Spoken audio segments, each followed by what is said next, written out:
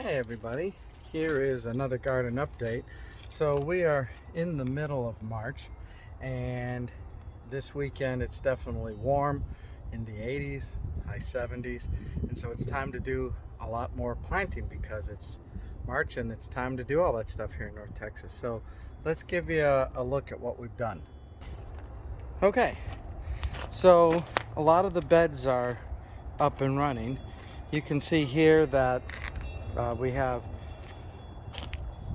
eggplant and the pepper plants.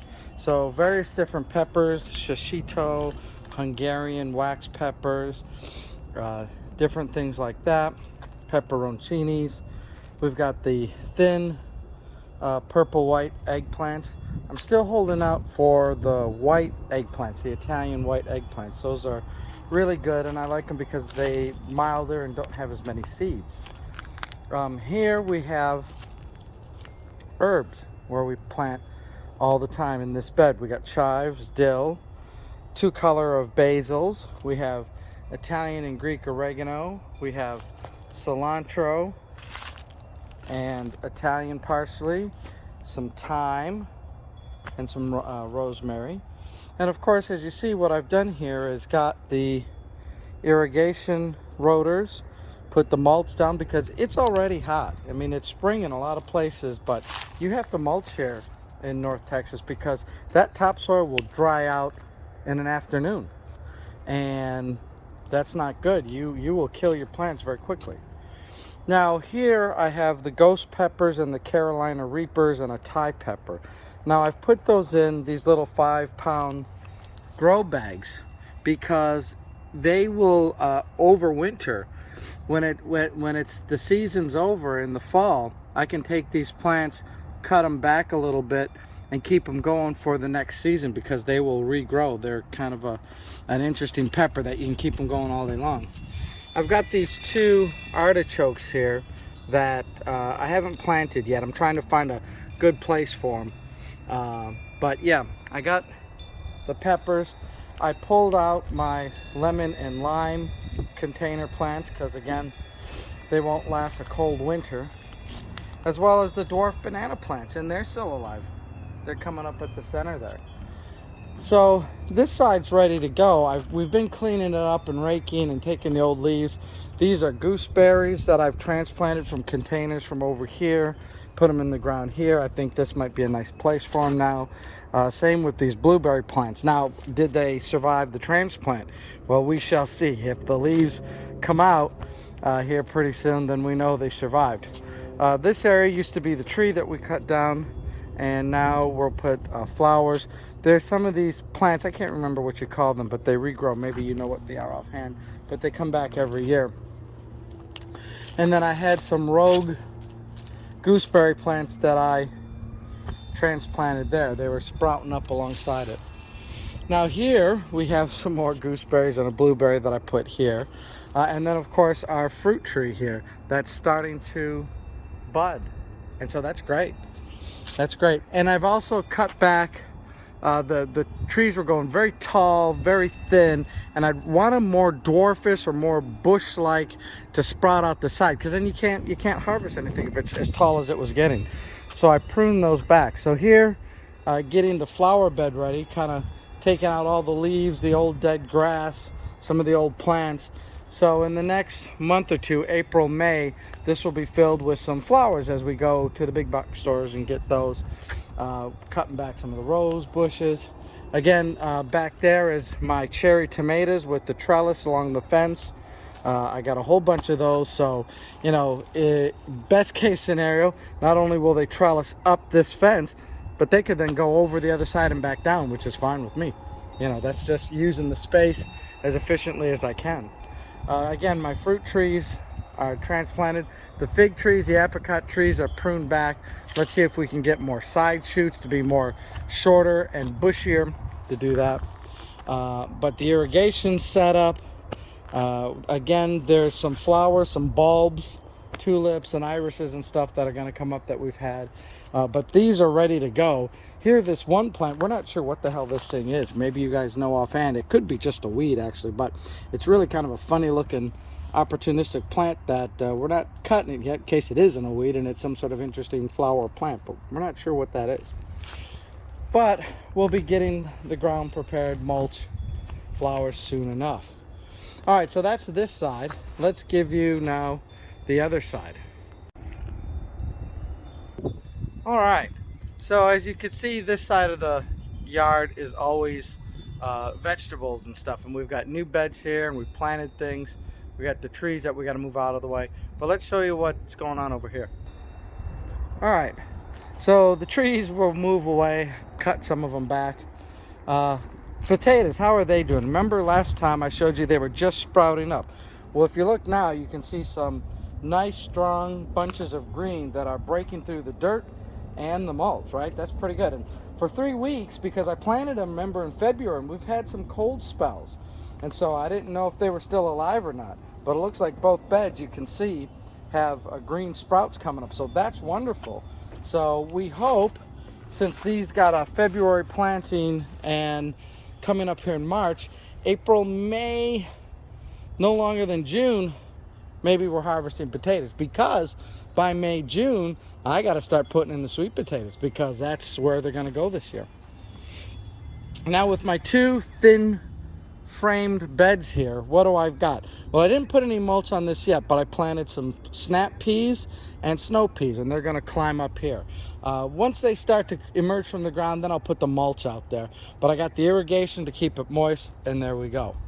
I've got cucumbers here that I planted some seeds because I have some varieties that aren't in the store, so I planted them. Some long ones and some short ones, and then these are the traditional cucumbers, the Boston pickling and that kind of variety. And I'm trying something else out here because if you look at this, this is about a foot and a half wide, and so cucumbers are going to trellis up. Well, what about all the space here, all the ground in front? So I'm doing a little experiment. I got these 2 sport peppers and I put them in the front. Now those peppers will get so high, but they're not going to shade out the cucumbers, and it may be a good use of space. So if I can cohabitate plants in the front, that's just utilizing my space and growing more stuff in a smaller space, which I think should work. I might put a little string and short little ties to keep it going, but hey, why not? On this side, lots going on here, of course. Onions, yeah, I guess we kind of used the beds for onions, and I spread them out maybe too far apart, but yeah, we got onions growing here.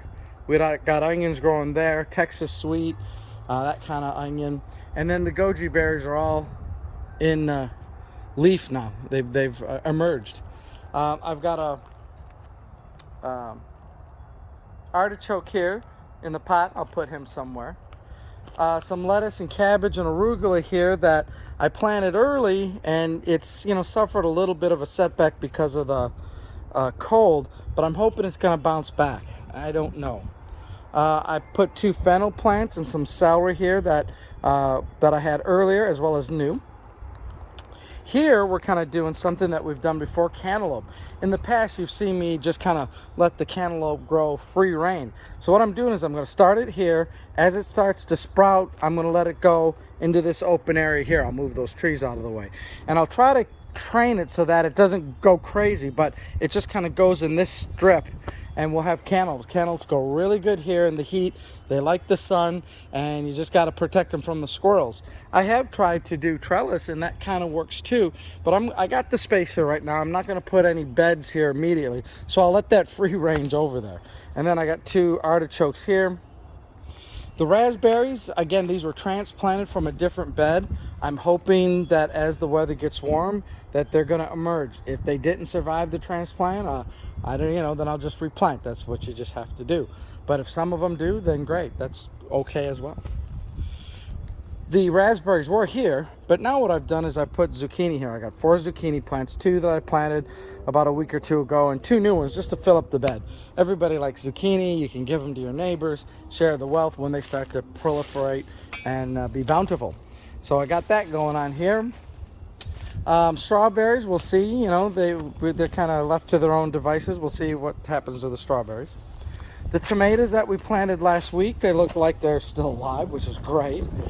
There shouldn't be any cold weather, but as they start to get bigger, I want to make sure that I can keep them trained, come up here on the trellis. Same here as these tomatoes. All different varieties, Black Krim and San Marzanos and, you know, celebrities, all sorts of them here. So we'll see which ones grow best. We got the thing to string across to keep them, again, orderly and tidy. This bed here, I'm expanding for the blackberries. So what I did is I got 5 new blackberry plants from Stark Brothers. I love them.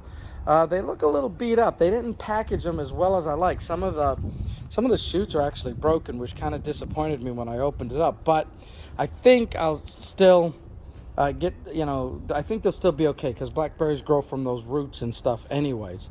But we'll see. I'm going to call them and complain basically and say, hey, what'd you do when you're packing them? And some of these broke and they don't look so good. Do something for me because I always shop from them. These are the existing blackberries that I'm going to, just trellis up here. Like I say, they've been around and they've done really well. But after that cold spell last year, they may need a season to, come back. So we'll see. We'll see what happens. This used to be the sweet potato bed, but now I'm converting it to other vegetables. So I got 4 tomatoes that I have here that I put in. And I'll probably put maybe some more tomatoes or some more peppers. There's lots of varieties of tomatoes and peppers that I'd like to try. But this bed is good. Now I ran out of my rotors, so I still got my drip irrigation, but I'm going to get more rotors to go around this area here.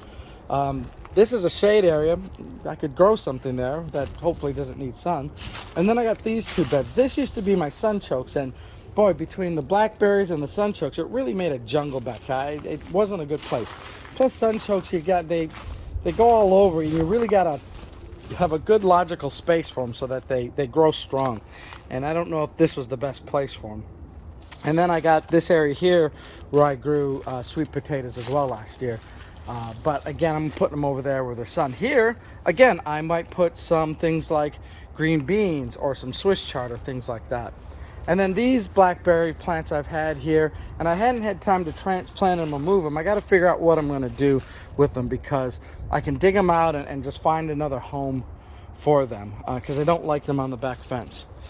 So anyways, yeah, these last 2 weekends, spent a lot of time both Saturday and Sunday working back here, preparing, getting my frames. I got lots of frames ready to go. I think the next expansion that I'm going to do is take this style here, this thin style, and make another row here. I really like the trellis. I got more frames that I fixed up and ready to go, but I want to do more beans and pole beans and things that climb. It's a great way to grow in small spaces. And hopefully, if last year was any indication, we had so many cucumbers and so many things to share with people and make pickles and do all sorts of things. So I'm so hoping that we have a big bountiful harvest because then we can share with everybody. All right, so that's an update here. We'll be doing these updates more frequently as these start to grow and we start to harvest and do the fun stuff, and you start to see our garden grow, and hopefully this gives you ideas and you can start your stuff. And it's one big experiment every day. What works, what doesn't work, as well as juggling full-time jobs and other duties as well as a full-time gardener.